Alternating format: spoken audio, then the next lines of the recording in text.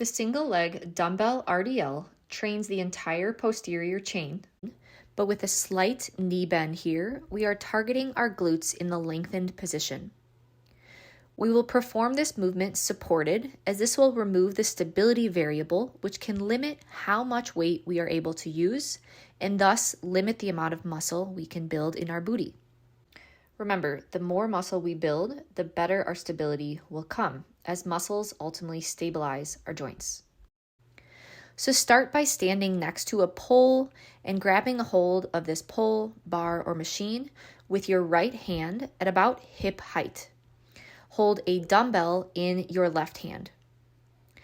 Transfer the weight to your working leg, here the right leg, and keep a soft leg where you will have a slight knee bend.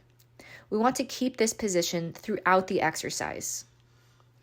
Initiate the movement at the hips with a hip hinge, not knees moving forward. So you'll initiate the movement with a hip hinge. You'll push your butt back to the back wall, and the non-working leg will move backwards as your chest folds down. Lower the dumbbell straight down in a vertical line and keep the weight close to your body. Keep your core tight and allow your eyes to follow the movement. So think your chin being tucked to your neck. And this will make sure that your neck, back, and core remain in a straight line. And this will help us avoid rounding our back and causing spinal strain.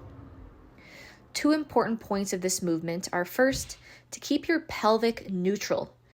Don't let your pelvic bone and your hips open up.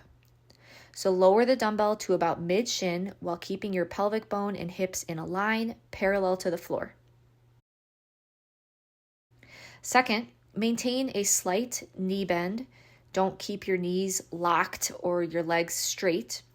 And really drive through the middle of your heel as you come out of the bottom, feeling like you are closing a door with your hips, which will thrust your hips forward.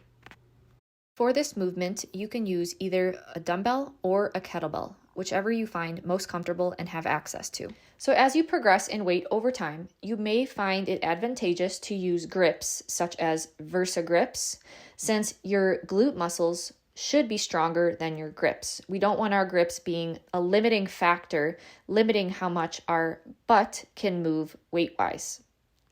These will not be needed at the start, but can be a useful tool down the line as we progress in weight and build more muscle.